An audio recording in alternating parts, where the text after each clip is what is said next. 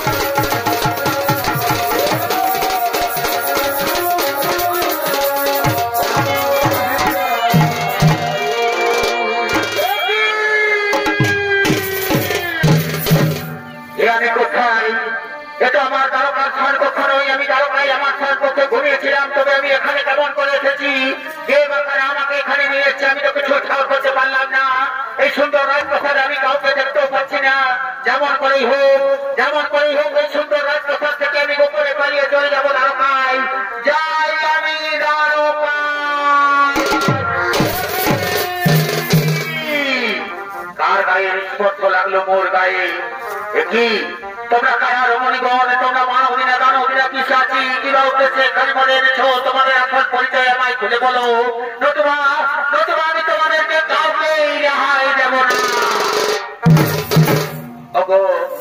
ওগো আমার প্রাণের ধন, আমি বান রাজার মেয়ে উষা, প্রতিদিন রাতে স্বপ্নে তোমাকে পাই সখা, স্বপ্নে যে আমি তোমাকে ভালোবেসে ফেলেছি সখা, স্বপ্নে যে আমি তোমাকে মন দিয়ে ফেলেছি, তাই আমার প্রিয় সখী চিত্রলেখা তোমাকে ঘুমন্ত অবস্থায় এখানে তুলে নিয়ে এসেছে।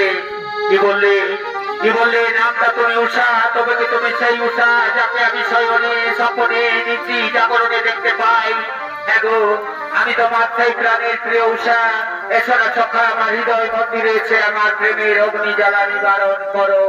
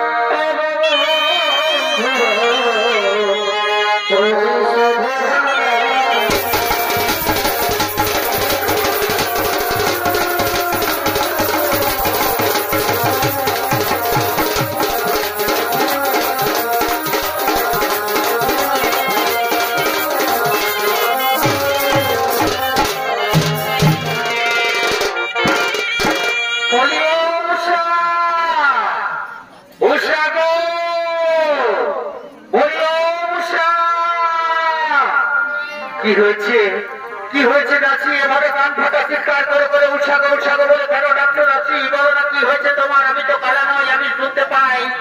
বলি হয়েছে বাচ্চা, তুমি অন্তঃপুরে যার সাথে প্রেমের খেলা খেলছো, বলি সেই পুরুষ ব্যক্তিটা কে গো? বলি ওকে নিয়ে এত মাতামাতি কিসের গো? দাসী রে, তোমার বয়স হয়েছে বলে তোমার বিব্রতি ধরেছে। তুমি কি জানো না আমার অন্তঃপুরে আসার জন্য বাইরে কতজন প্রহরী রয়েছে, তাদের অতিক্রম করে কেমন করে এখানে পুলিশ ব্যক্তি আসবে? বলি না বাচ্চা, বলি না বাচ্চা, আমার বয়স হয়েছে বলেছি আমি চোখে কম দেখতে পাই, আমি সব কিছুই দেখেছি বাচ্চা। দাসী রে, তুমি যখন সবকিছু দেখে ফেলেছো তখন এই কথার বাইরে কাউকে বলো না দাসী, নতুবা লজ্জায় ঘৃণায় ক্ষোভে দুঃখে আমার এই কলঙ্কিত জীবন আমি বাইরে মুখ দেখাবো কেমন করে?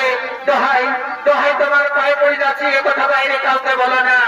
বলি না বাচ্চা, এ হতে পারে না বাচ্চা, আমি যখন সবকিছু জানতেই পেরেছি বাচ্চা তখন এ কথা মহারাজকে জানাতেই হবে, নইলে মহারাজ আমার গগ গগ গগ গর্দন নেবে। বলি ও মহারাজ, মহারাজ, ও মহারাজ।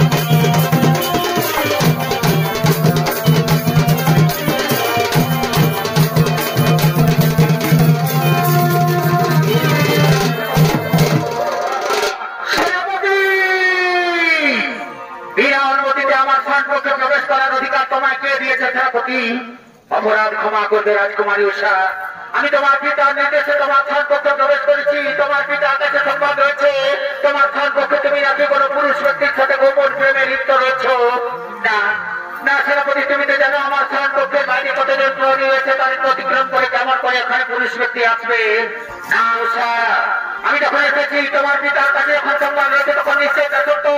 আমি তন্ন তন্ন করে খুঁজে দেখতে চাই কোথায় লুকিয়ে রেখেছি তুমি সেই পুরুষ ব্যক্তিকে।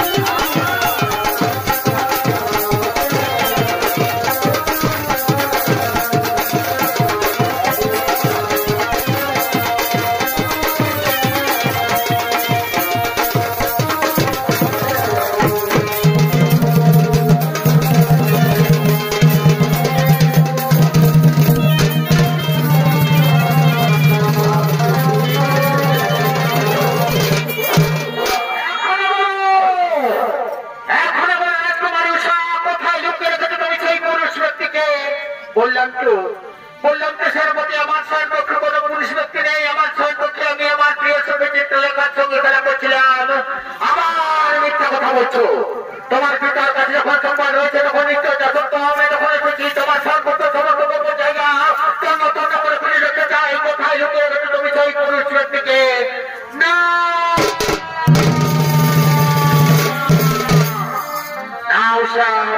আমি দ্বারকাধিপতি শ্রীকৃষ্ণের নাতি। আমি তোমার পিতার সৈন্য সামন্তের হয়ে কিছুতেই গোপন স্থানে লুকিয়ে থাকতে পারি না। আমি ভীরু, আমি কাপুরুষ নই। আমি বাহুবলে যুদ্ধ করে দেখতে চাই তোমার পিতার সৈন্য সামন্তের চেয়ে আমার বহুত কম শক্তি নেই। তুমি তাহলে সেই পুরুষ ব্যক্তি যে গোপনে আমাদের রাজকুমারী সাধারণ মুখে প্রবেশ করে তার সঙ্গে গোপন ভালোবাসায় লিপ্ত রয়েছ। আমি এখানে গোপনে প্রবেশ করি, আমাকে ঘুমন্ত অবস্থায় এখানে তুলে নিয়ে আসা হয়েছে। তবে হ্যাঁ, যে গোপন ভালোবাসার কথা বলছে তা অতি সত্য। আমি যখন উষাকে ভালোবাসি, উষাও তুমি আমাকে ভালোবাসে। গান্ধর্বমতে করেছি আমরা বিবাহ। এই ভালোবাসার জন্য আমরা একে অপরের জীবন দিতে প্রস্তুত আছি। জীবন দেবে বন্দী করো সনগণ, এবার বন্দী করে নিয়েছে আমাদের অন্ধকার কারাগারে মহারানীর উপযুক্ত বিচার করে সঠিক বিধান করবে। বন্দী করে বলে আমি বন্দী হয়ে যাবো। আমি কোনো দুধ খাওয়া কথা নয়, আমার বহুতে ভোগ শক্তি নেই। আমি যুদ্ধ করে যেতে চাই, তোমাদের চেয়ে আমার বহুতে ভোগ শক্তি নেই। তবে দেখি অত্যন্ত জীবন হস্ত করে বলে শক্তি ধর হস্ত করণ। কে হয় জয়, কে হয় পরাজয়।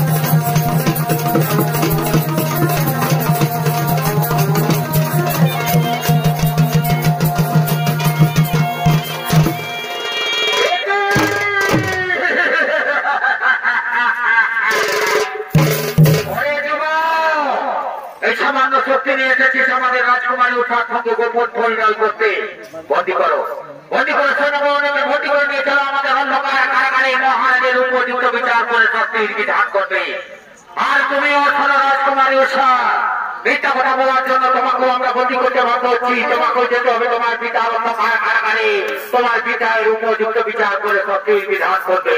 চলো চলো সনগণ, এদের দুজনকে নিয়ে চলো অন্ধকার কারাগারে।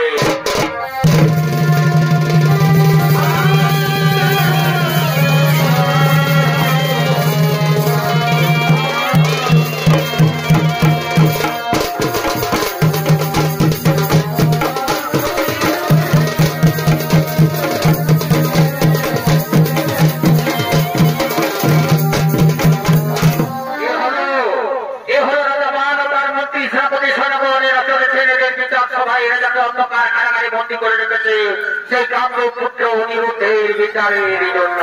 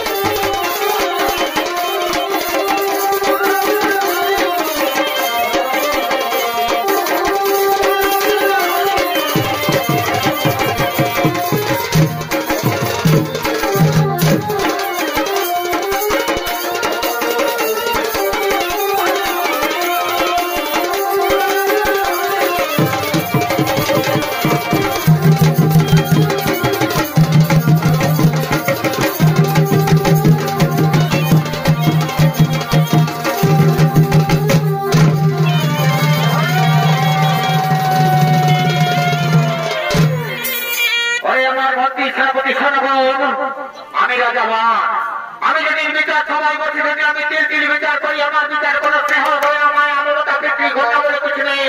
যাও তোমরা তাকে অন্ধকার কারাগারে বন্দী করে রেখেছ, তাকে টানতে টানতে নিয়ে এসো আমার এই বিচার সভায়, আমি তার উপযুক্ত বিচার করে সত্যি বিধান করবো। ঠিক আছে মহারাজ, আপনারা কঠিন হতে রইল, আমরা চললাম অন্ধকার কারাগারে। অন্ধকার কারাগার থেকে সেই অন্তত যুবককে এক করে নিয়ে আসছি আপনার এই বিচার সভায়, আপনি তার উপযুক্ত বিচার করে সত্যির বিধান করবেন। আমরা চললাম অন্ধকার কারাগারে।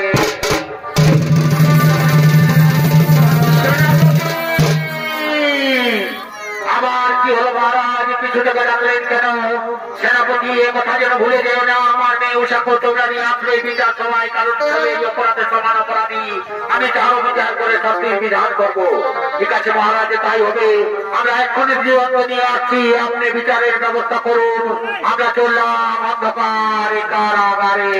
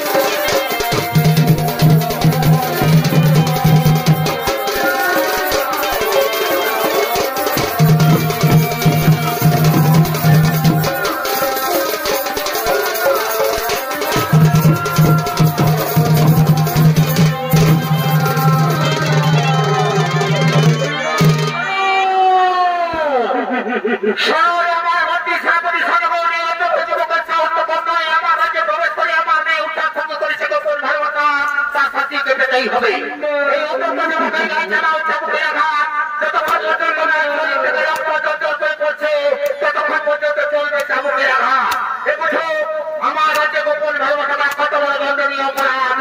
চালাও চাবুকের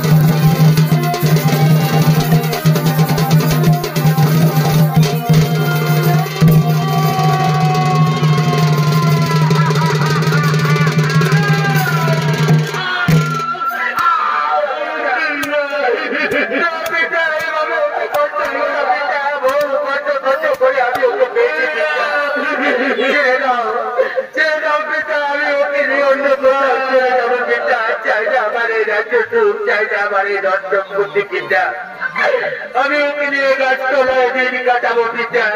সেনাপতি আমি তোমাকে বলেছি সেনাপতি, আমি রাজা বান, আমার বিচারে কোনো স্নেহ ভয়া মায়া মমতা বৃদ্ধি কন্যা বলে কিছু নেই। যারা দুজনকে চাবুকের আঘাত যতক্ষণ পর্যন্ত এদের শরীর থেকে রক্ত ঝরঝর করে পড়ছে ততক্ষণ পর্যন্ত বুঝো আমার রাজ্যে কত বড় দণ্ডনীয় অপরাধ। চালাও চাবুকের আঘাত।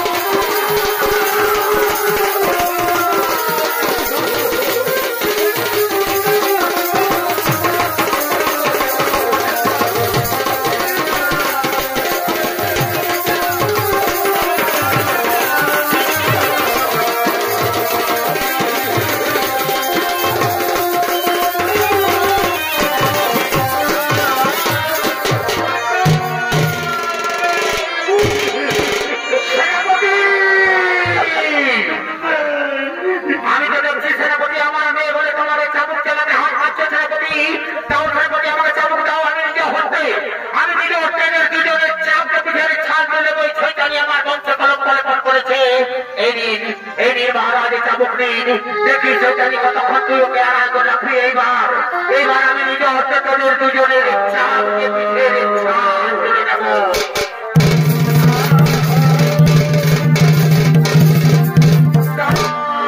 মহারাজ আমরা থাকতে আপনিও তো ব্যস্ত হবেন না মহারাজ, আপনি শুধু আদেশ করুন, তারপর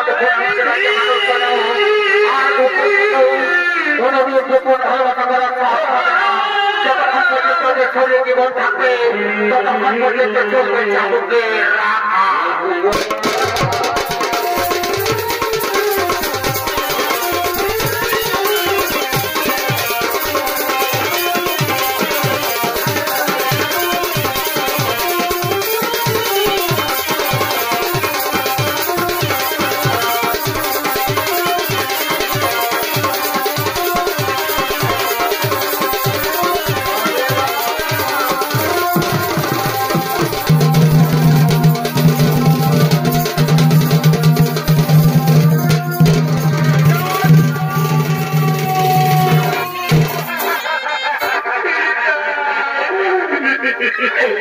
দাদু গো, তুমি কোথায় রয়েছো দাদু? তুমি তো অন্তর যাবে দাদু, যাকে না দেখলে তোমার দুটি নয়নে ঘুম আসতো না দাদু, যাকে না দেখলে তোমার মুখের অন্য কিছুতেই চোখে আসতো না। সে অনেক মাস ধরে কোথায় কিভাবে রয়েছে তা কি তোমার জানা নেই দাদু? একবার এসে দেখে যাও তোমার প্রাণের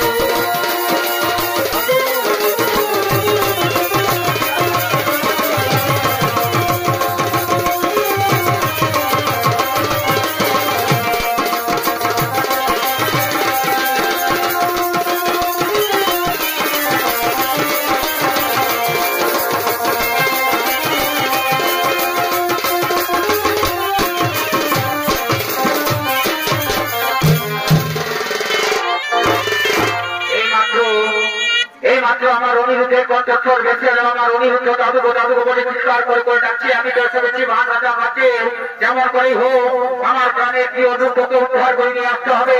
কোথায় কোথায় রয়েছে তুমি দাদু?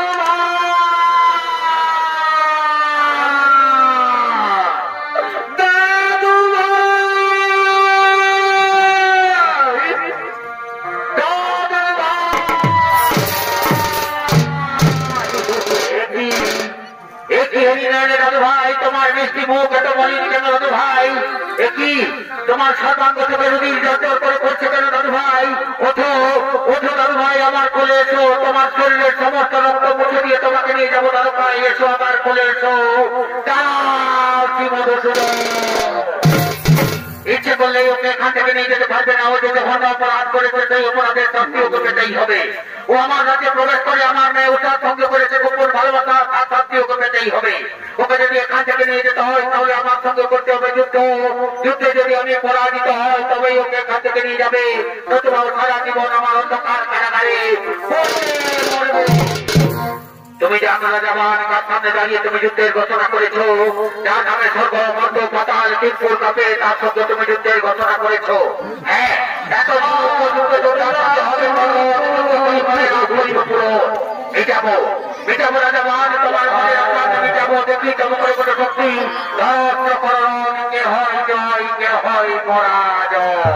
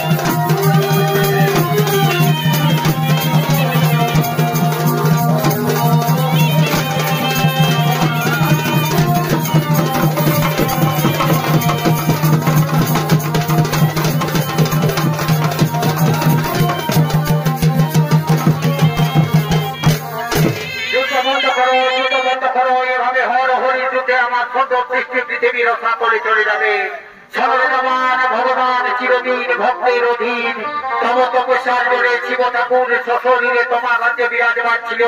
তাই আজ তোমার হয়ে হরির সঙ্গে যুদ্ধ করতে উদ্যত হয়েছিল। এ ছিল বিধির বিধান। এই যুদ্ধে কারো জয় কারো পরাজয় হয়নি। তাই এরপর আমরা শিব ঠাকুরকে নিয়ে যাব কৈলাস পর্বতে।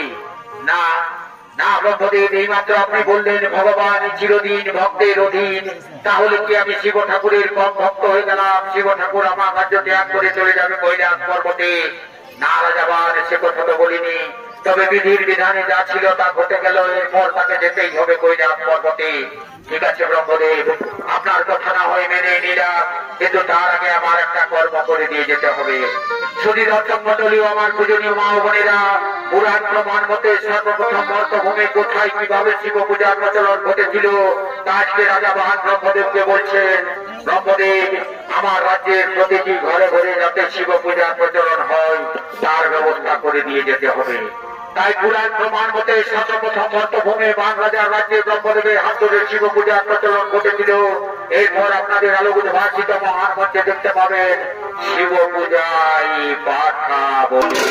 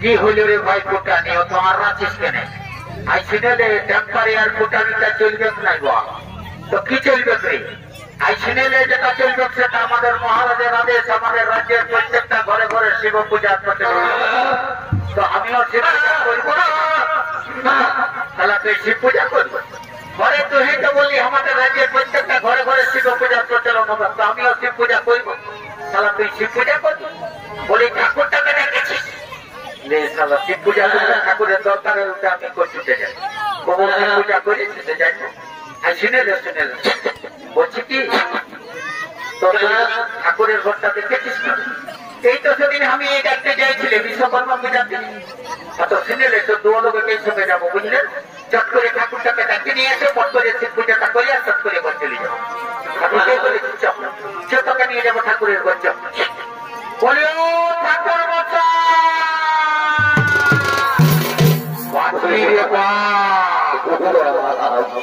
তোর সঙ্গে রাস্তা চলা বিপদ আছে কমিটির মেয়া ছেলেগুলা বসে আছে সেই দিকে লেগে ঢুকাই দিচ্ছি তোর ঠাকুর মশাই জানিস সারা দেশ জুড়ে রয়েছে মহিলা সমিতি কোন রকম যদি কোন মহিলার গায়ে মারেছিস ঢাকা মারে একদম বনাই দিল চিড়া চারটা এদিকে শোন তোর দ্বারাই কিছু হবে নাই সোজা রাস্তাটাই যাবো পুলিয়ে দাঁড়িয়ে লোকজন পাবো ঠাকুর না ঠাকুর যাবো ঠাকুরের গড়পনটা চট করে ঠাকুরটাকে ডাকে নিয়েছে পট করে শিব পূজাটা করে চট করে করছে ঠিকই বলেছি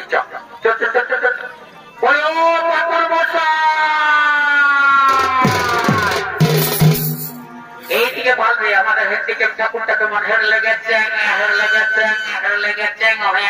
জলদি করে নিয়েছ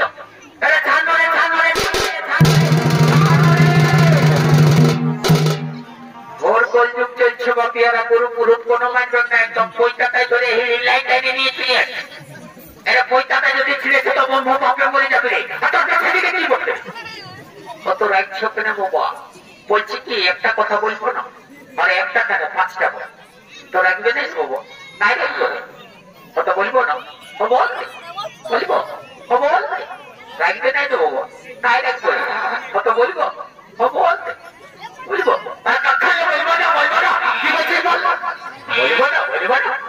কত রাখছ কেন ঠাকুর মশাই বলছে কি আমাদের মহারাজের আদেশ আমাদের রাজ্যের প্রত্যেকটা ঘরে ঘরে শিব পূজা প্রচলন তো শিব পূজাটা করে দিবে আর রাজা ঘরের একটা দলের পাঠা আছে আর বিহা হবে তখন মাথাটা নিয়ে ঘর থেকে উঠে যাবে ও এইটার জন্য বলবো না জানিও কত ভিতরের কথা রে কি বলে যে জানিস না রাস্তা করবো আজকাল মরে এটি করলে হই নাই এবারে তো দায়িত্ব মন করছে নাকি জঙ্গল মহলের থানা বলে বুঝলি না ভ্যাকসিনের মধ্যে একদম 3 সেকেন্ড বাকি আছে বুঝলে চলে আয় মন করছে চলে যাই ও ভালো সত্য বোঝাতে ঠিক আছে আমরা ঠিক আছে এরপর আর পারবি নাই সদাইকেই তোকে শেষ করে দেবো বুঝলি না করবো নাই ঠিক আছে আমি করছি না দেবো এখনই মহারাজের সঙ্গে সঙ্গে চলে যাবো বুঝলি বলছি কি তোদের মহারাজকে তাড়াতাড়ি ডাকে নিয়ে শিব ঠাকুরের পাশে বসে বুঝলি না আর আমি যে মন্ত্রগুলা বলবো সেই মন্ত্রগুলা একসঙ্গে সবাই মিলে বলবে বুঝলি না ঠিক আছে বলি ও মহারাজ তাড়াতাড়ি আসুন নিয়ে যাবো বুঝলি শিব পূজা করবে বুঝলি না ঠিক আছে বসুন ঠাকুর মশাই ফুল তোলা নিয়েছিল বাবা দাও ফুলগুলো দাও হাতে ফুলগুলো দাও আর আমি যে মন্ত্রটা বলবো সেই মন্ত্রটা একসঙ্গে সবাই মিলে বলবি বাবা ঠিক আছে বাবা পূজাটা শুরু করুন তারপরে বলো মহাদেব মহাপ্রাণ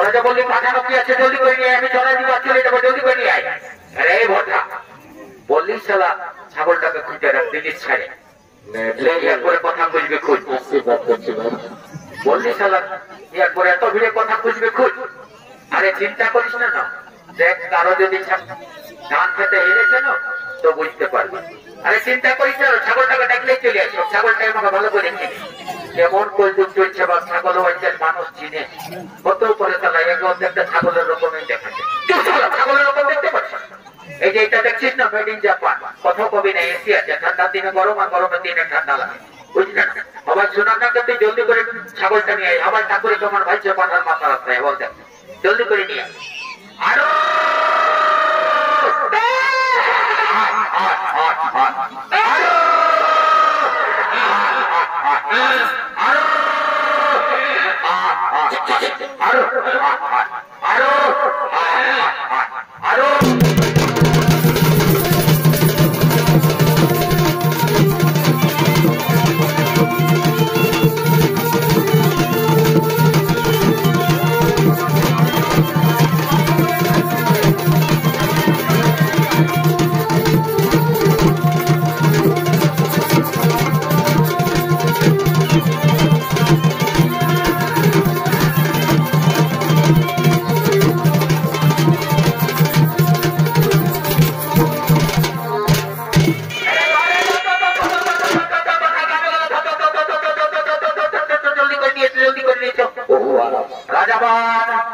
তোমার কথা মতো তোমার রাজ্যের প্রতিটি ঘরে ঘরে শিব পূজার প্রচলন করে দিলাম এরপর আমরা শিব ঠাকুরকে নিয়ে যাবো কৈলাস পর্বতে না না ব্রহ্মদেব যার জন্য এত সব কাণ্ড সে কাণ্ড এখনো বাকি রয়ে গেল আবার কি কাণ্ড বাকি রইল কেন আজকে আমার কি সৌভাগ্যের দিন আজকে আমার রাজ্যে একসঙ্গে ব্রহ্মা বিষ্ণু মহেশ্বর বিরাজমান রয়েছেন এদের সকল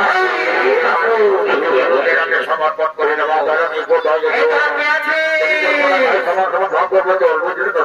আদেশ করুন মহারাজ অন্তঃপুর থেকে আমার আর অনিরুদ্ধকে নিয়ে আসবি আজ আমি তাকে জামাই রূপে বরণ করে নিতে চাই ঠিক আছে মহারাজ আমরা এক্ষুনি দুজনকে নিয়ে আসছি বিবাহের আয়োজন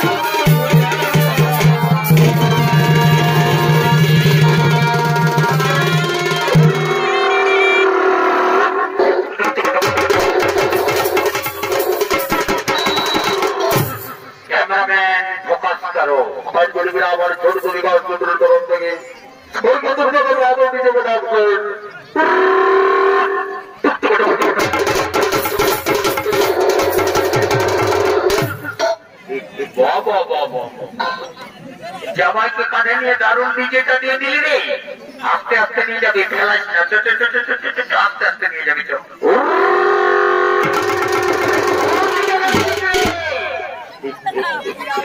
এইদিকে আস্তে আস্তে না ভাবিল কোন দিকে যাচ্ছিস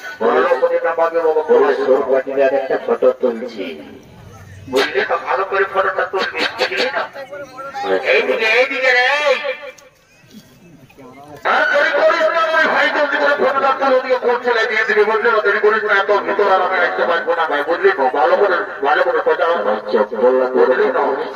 ও জলদি করলে দেরি করিস না, বারবার বলছি দেরি করিস না। ও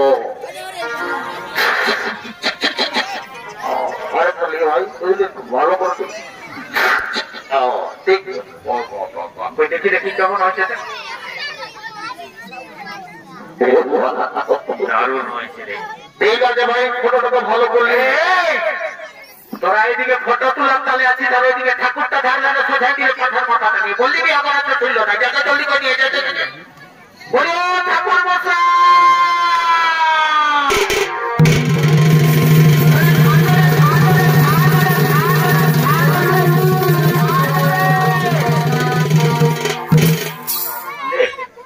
কথা নিয়ে আলি রে, তোরা যে বললি বিহাগণ্য কি আছে তো এটা কইটা বটে নাকি? ঠাকুর মশাই তোমার নজরটা বড় খারাপ। এইদিকে ভাইয়া দেখো, এইদিকে কইটা আছে। ও আচ্ছা আচ্ছা, এটা তাহলে লোক দিনটা বটে নাকি? ঠাকুর মশাই এইদিকে, হ্যাঁ তো বটটা আইলো কি বাবা, এত নিজে বাজলো আর বলছে বটটা আইলো। কইলে বটটাকে তো দেখছি না, আবালো বসে আছে আবালো। এইটা বটটা বটে, এটা বিহা করছে ইশালা লাজো না এলো যে এটা বড় বড়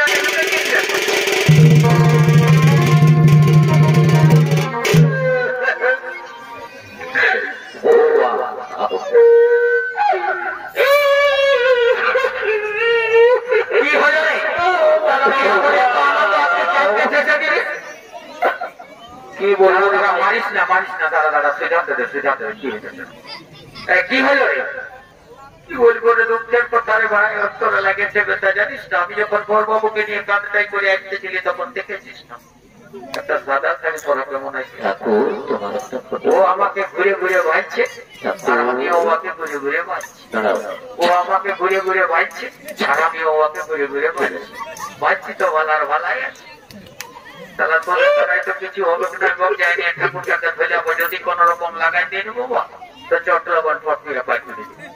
বলি ও ঠাকুর মশাই, প্রণাম হয় বাবা, আশীর্বাদ করিবা, তোর ঘরে ছাগল বেরিয়ে বলে যাবে। ঠাকুর ভালো আশীর্বাদ দিলে তো ছাগল বেরিয়ে গেলে চড়া ঘরে তোর বাড়িতে নেই যাই। আমি তো নাচে পিঠে ঘুরে বলছি, বলছি কি শুনো তো বাবা, এদিকে শোনো, বলছি কি এদিকে ভালো এদিকে এই যে এইটা আছে না, এটার সঙ্গে বিয়েটা লাগাই যাও বাবা, 10,000 দিব 10,000। তো 10,000টা এখন পকেটে রাখলা, যখন বিয়েটা হইলো ভোজটা খায় শরীরটুকু বাগাইলে বুঝলে না, আর তারপরে কাল সকালে ওই যে নানি বুড়ি চাইতে ছিল না, ওইটার সঙ্গে তোর বিয়েটা দিয়ে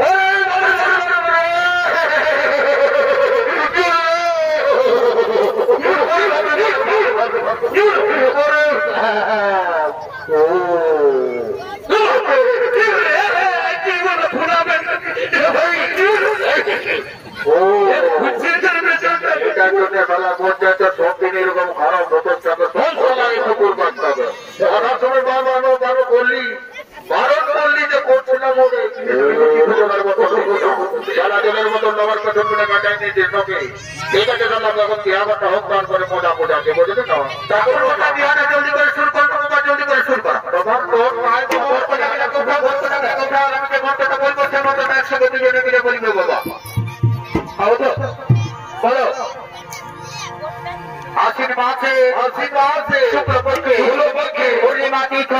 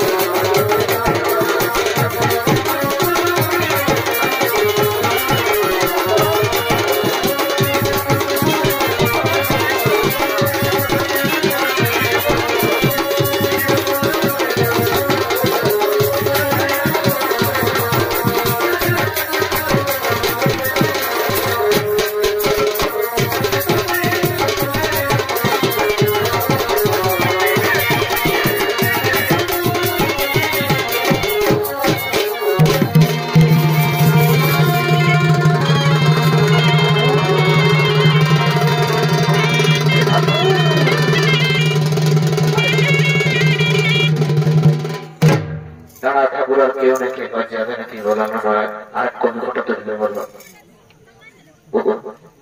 তুলবি নাকি রে? চলো চলো চলো, করিস না, জলদি করে বলো তো ঠাকুরকে দিয়ে।